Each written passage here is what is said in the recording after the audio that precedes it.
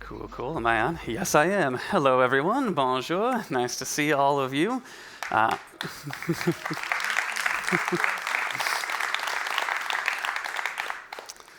right, let's just jump right into it. Hey, I'm Josh Quintal. I am the product manager of developer platform at Near Protocol, or Near Incorporated, actually. Actually, before I continue, I'm curious, show of hands, how many of you have heard of Near Protocol? Okay, nice. Yeah, about 50%. Okay, cool. For those who don't know, Near Protocol is another layer 1.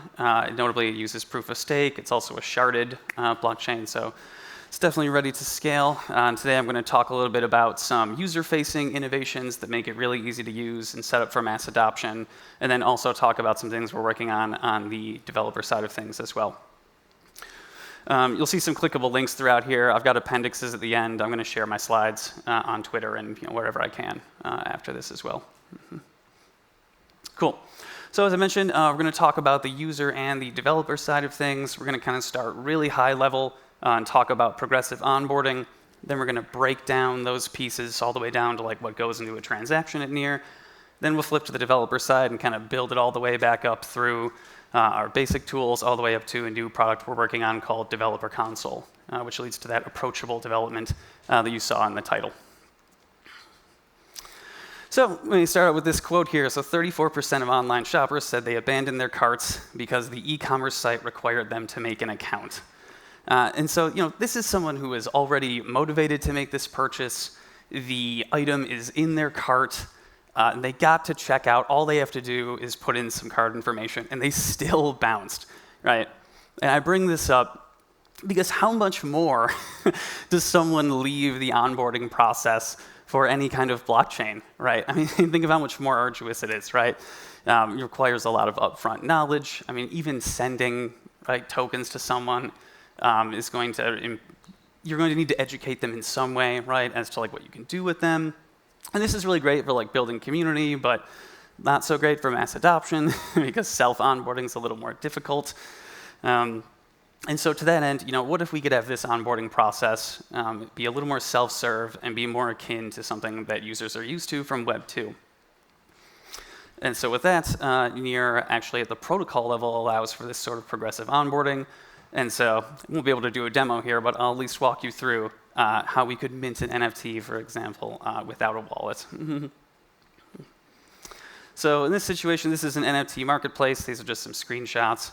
I'll kind of walk you through here. So first up, we come in here. We can create a guest account. And I'll go through technically what's happening under the hood after this. So you create this guest account. And this dApp actually has a contract for guests that's going to be managing their resources. And it will be able to pay for the gas for this guest account as well. So the user is able to put in a username like they're used to.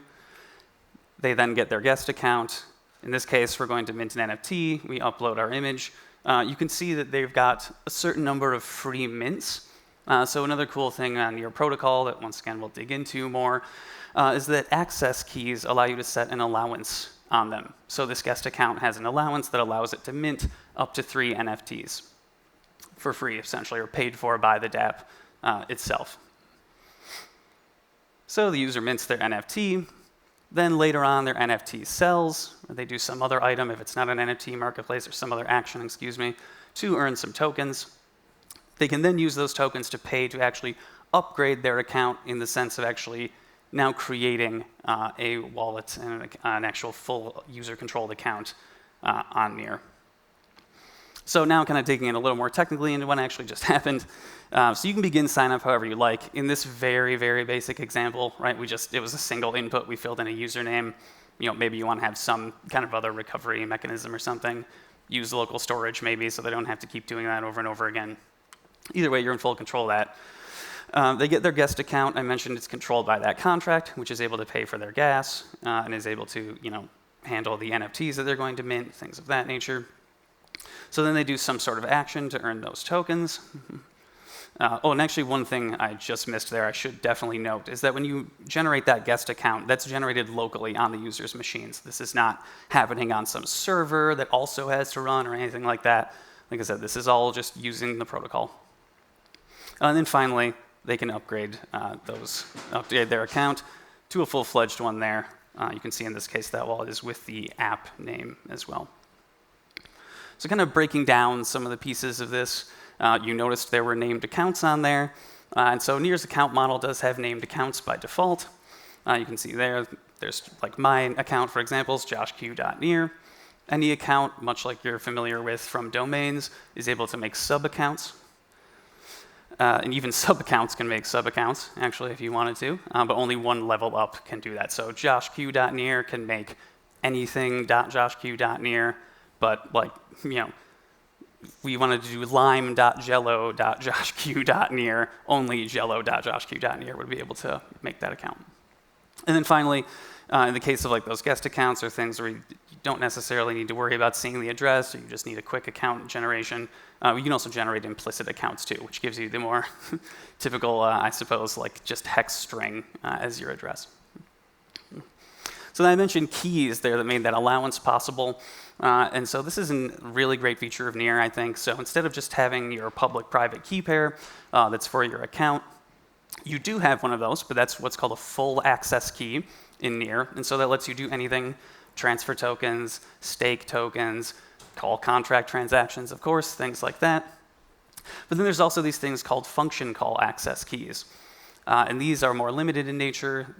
These allow you to restrict access to a contract to only certain functions. And then also, as I mentioned earlier, to set an allowance on those as well. And so then you probably noticed that I mentioned, or that on that list, that there were limited actions that could be executed by that contract, actually, or by that function call access key. Namely, it can only call functions. This is going down all the way down to like what composes a Near transaction, and they're composed of actions. And so smart contracts themselves can compose these actions, for factory patterns or for things like that. But just for the interest of completeness here, you can see all the different actions you could take: contract interactions, account creation and deletion, which only a full key can do, transferring and staking tokens, and then of course adding and deleting keys, other things that also only a full access key could do. So just a little bit more on this, just to hammer home how cool I think function call access keys are. So of course there's greater access and control baked in for users and developers.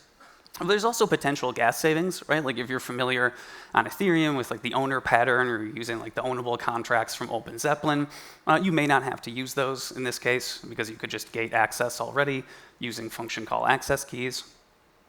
And then it also enables another cool feature, which is the login with Near, which we can also do at the protocol level. So there's really not much explanation that needs to be done here.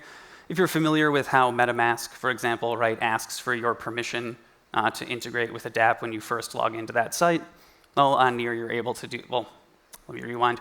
You'll notice, of course, if you restart or open up a new browser or something, you're going to have to you grant permission to that again, even though it's the same account and all of this, because that's not actually stored on chain, right? Well, with Near, you issue that function call access key as part of the login, and now you're good. That's able to follow the user through any browser, any device, as long as they're using their Near wallet that has this function call access key, or not even Near wallet, really, any wallet. As long as they're using an account that has that function call access key, they'll be able to log into your application.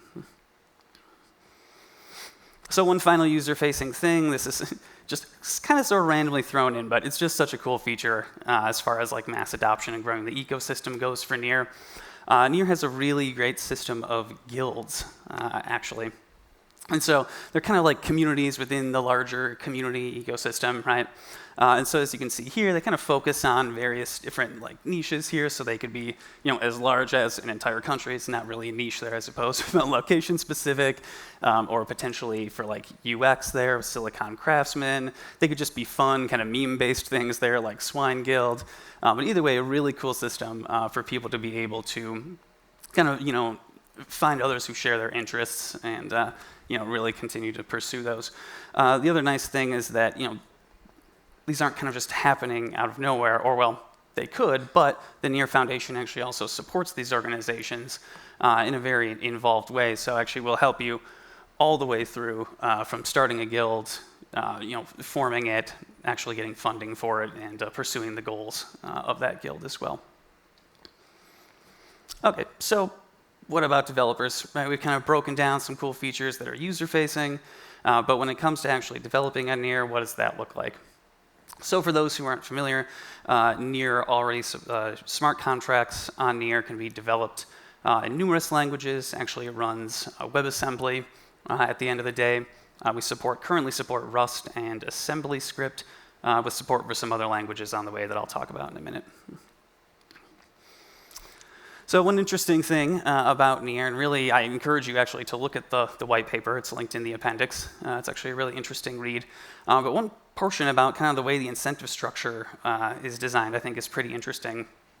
So a portion of all transaction fees actually go to developers. They go to the contract that actually is executing that, which I think is really interesting. Of course, it helps with incentive alignment and can also provide a little bit of extra income to that developer or to that dApp as well. So I'm on the developer platform team at Near. Our mission roughly, as you can see here, is empowering all developers to build complex projects with simple tools across the software development lifecycle. And that's what we're going to kind of be anchoring the rest of the talk with today, is this software development lifecycle. So if you do a Google search for this, there's tons of different graphs for it in varying complexity, and of course, when you're developing any application, it is complex and multi-stepped. But here we're really just focusing on this core loop of code, test, deploy, and monitor. So starting out with coding, some interesting things that are happening over at Near. We're working on a new CLI, actually. So we currently have like a JavaScript CLI right now. It works great. But we've also been working on a Rust one as well for for some reasons that overlapped actually with that previous talk. Of course, robustness of code, less vulnerability to supply chain attacks, things of that nature. The modularity is also very helpful. But so some cool features of this new CLI that are going to help with your development experience are things like interactive prompts. So this is like if you're missing, let's say, an essential or required argument for a particular function, it will actually prompt you for that. Or even in the most extreme case, like what's demonstrated here, you could actually just fill in nothing, and it will still walk you through step by step what exactly you want to do next. So that's pretty cool. Don't need to really look at the docs every 5 seconds there if you're using a command you're unfamiliar with. It's also going to have structured log output, which is really nice, of course, if you're scripting, things like that. Makes it a little easier to digest those logs, take actions accordingly. Key management is going to be better. Currently, the current CLI, you're really only logged in with one account and therefore a set of keys at a time. The new CLI is going to be able to manage multiple ones, and then configuration files as well. So making it easier to manage multiple networks, things of that nature. And then the most exciting thing to me is that the new CLI is going to be extensible. So developers are going to be able to make their own extensions. You'll be able to write them actually in any language, even though the core CLI is written in Rust. And then we're actually internally working on a few extensions, one for our validators, which are basically the people running the nodes and securing the network, and then also one to manage projects, which we'll talk about a little more in a second. So when it comes to managing projects, there's going to be an extension for this. This is going to allow you to initialize a project. You'll have kind of a nice set, predictable structure, and you'll, of course, be able to do certain commands like compile these things. It doesn't sound too amazing potentially, but when you think about the fact that multiple languages can target WebAssembly, this is making that a lot easier for you. So if you like your language-specific workflow, like you want to use Cargo to compile your Rust contracts, you can continue doing that. But if you don't, or you have contracts in multiple languages, maybe a feature you really would like happens to only be written in assembly script, you'll still be able to import that contract into your project and compile it with the same ease that you would just a mono language project as well. So here's like an example of a potential structure. So of course you've got your configuration file that's got those network and build information in there. And then we've got our contracts under here as well. So in this example, there's actually only a Rust contract in there, but you could also have assembly script, any other languages, Grain, Zig, other languages in the future that support this as well. And then finally, for a compilation here, you'll also get an ACI, or we call abstract contract interface. If you're familiar with an ABI from Ethereum, similar thing, shows you your function signatures, all the potential functions in the contract, things like that. So really nice and easy for front-end consumption and other such use cases. So I mentioned language support, and yes, so first out of the gate, we do support Rust and assembly script currently. We are always encouraging other languages to be developed and supported for this, because anything that can compile to WebAssembly could technically have an SDK written for it, for Near as well. Two teams from some newer languages here, the Grain and Zig teams, have been working on SDKs for Near as well, but plans for really any other language in the future. So now on to testing. We've coded our app. It's time to write our tests and begin testing it. And so Near does have a Sandbox Node that we've been working on, which makes local development really easy. So this allows you to just spin up a Near node on your local machine, run transactions against it. They happen very quickly. You're not spending real Near, obviously. But you can do you can do specific things that you would not be able to do on a live network, namely patching state. So this is helpful for mass state updates for tests, things like that, seeding an example app that you want to test on your computer. And then secondly there, something that we call spooning, actually. So this is the ability to take a contract instance from the live network and actually run it within your sandbox, including all of the data associated with that contract, things like that. So for things like composability and DeFi or things like that, this is obviously essential, hugely powerful feature. Really excited about that as well. So another thing, we've got the Sandbox node spun up. It's running on our local machine. We can test against it, all of this. But how are we actually doing that? And that is through what we call testing workspaces. So these are replacing something we used to have called simulation tests.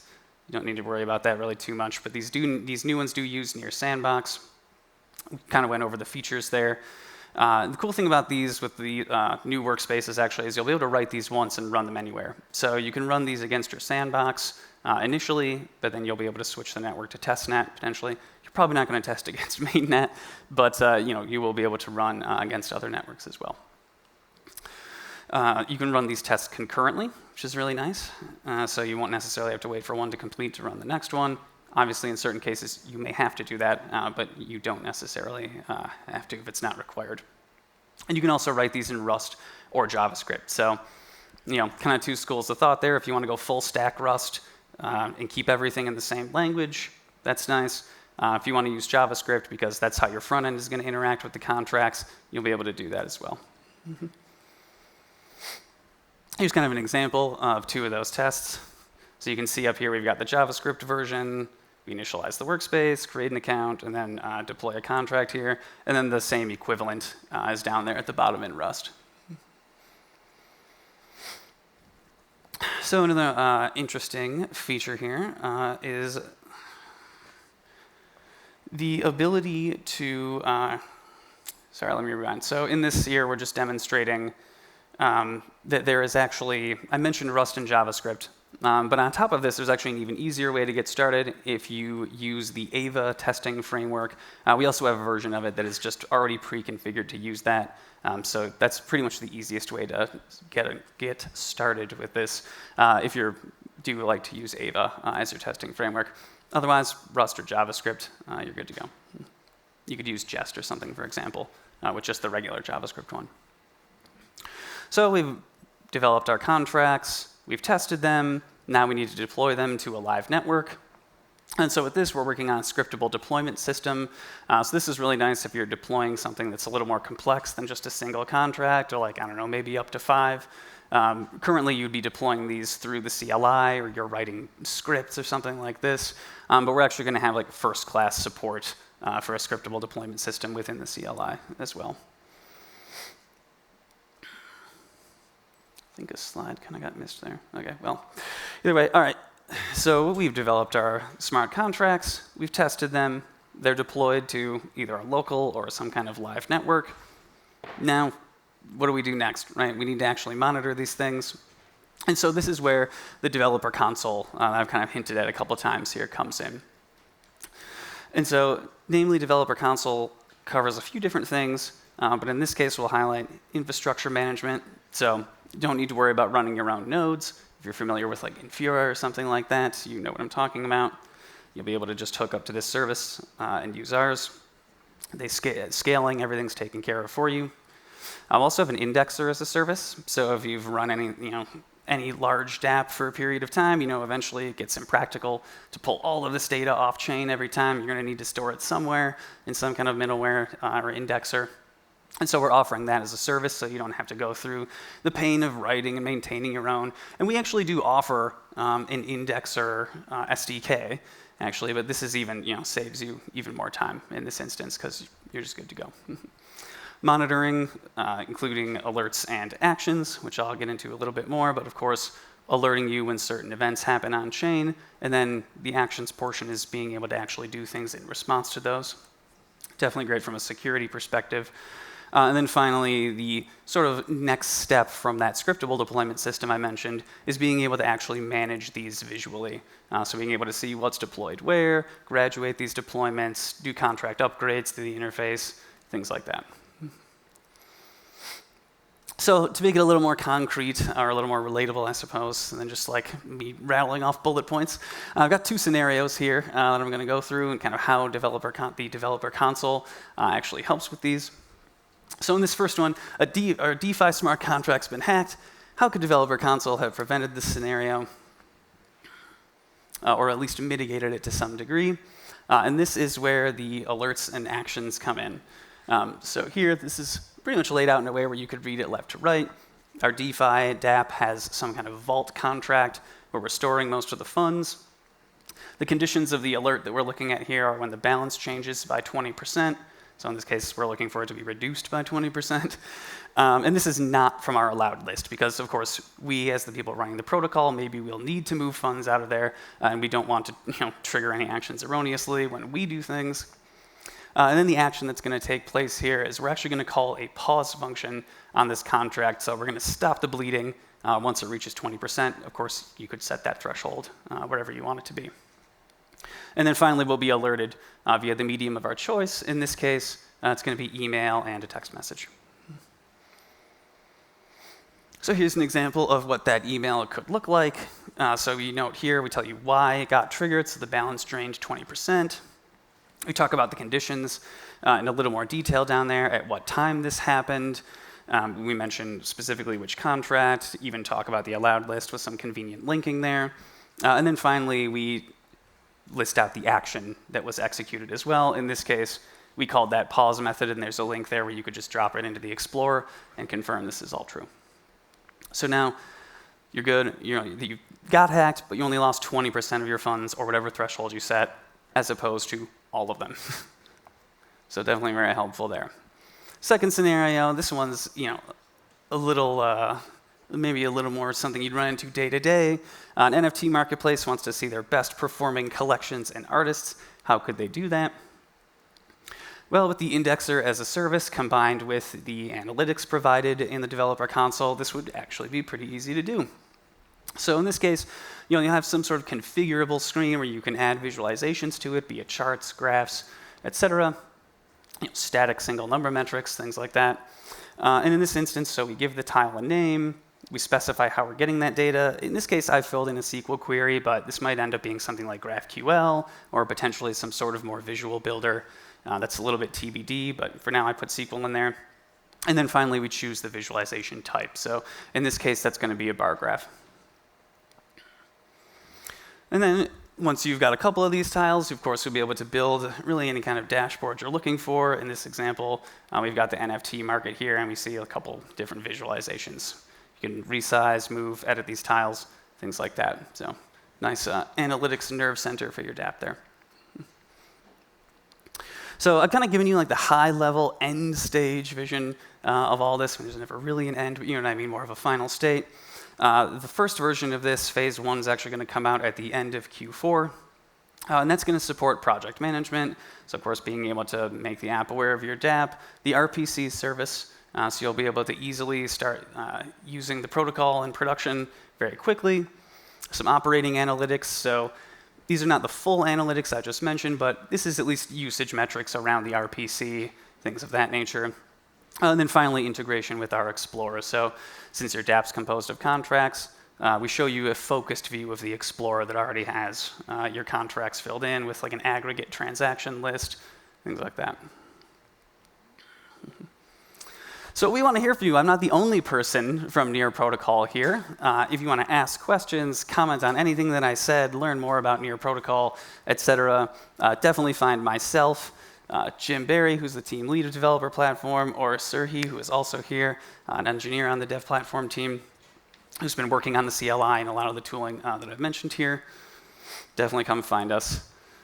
And then finally, I mentioned at the top of the presentation that I provide this appendix. So some really great stuff here for learning more about what I talked about, also for getting started with Near Protocol there. I'll call out some of this specifically because it's definitely really great. That Zero to Hero crossword puzzle tutorial, that walks you through knowing nothing about Near Protocol and barely anything about Rust, all the way up to having a full crossword application powered by smart contracts. It uses login with Near. It grants a reward to the person who solved the puzzle. It's really, really great fun project, I think, for getting started with Near. Other things worth calling out here, if you prefer more of like a structured learning environment, we've got Near University there as well, with a few various tracks there. Of course, live courses if you like to be face-to-face, via Zoom in this case, or things like self-paced courses if you do want more like self-served courseware as well. And finally here, there's the white paper here that I mentioned, some more interesting stuff about certain parts of the protocol, like storage staking. And then this try it out section here, this is, I noted here really the sections of things that I talked about, and then here's actually example apps that would actually use those. So that NFT marketplace that I had some screenshots of for the progressive onboarding, that's in there. There's a GitHub repo and also some YouTube videos that explain this in way more depth. There's an hour actually just on progressive onboarding and in a more technical way if you want to actually take a look at the contracts and things like that. The progressive onboarding walkthrough, okay, which I just mentioned. And then finally Sputnik DAO there.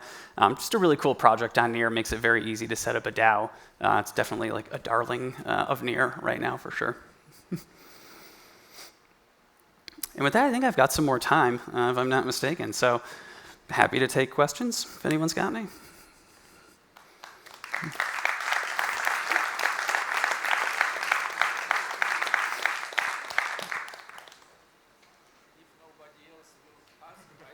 I was going to say, yeah, I'm waiting on you. Else also need to ask questions.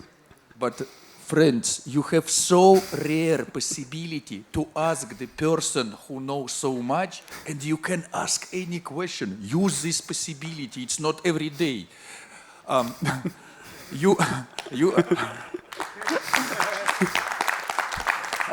You have the program for developers to involve more developers. And what's about the validators? I see that you are also need more validators to decentralize the network, and I'm also a validator. And I validate 14 mainnets for now. Not alone, we are together now. Yeah, and also we are interested, but something like incentives for the validators or some program that will help us to become in the begin to validate Near protocol. Mm-hmm. Do you have this program for validators or only for developers? Yeah, that's a good question. I am actually personally not aware of that, but I'll talk to you after though, and I'll hook you up with the Node Experience team who would have more knowledge on that. As you did mention though, and I suppose state to elaborate on, yeah, we are working on broadening the base of validators.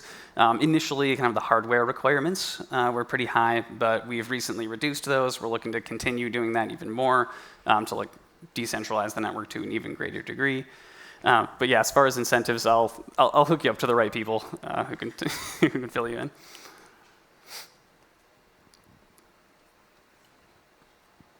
I was once told you're supposed to wait 8 seconds for everyone, so we've got like 2 more. All right, thank you.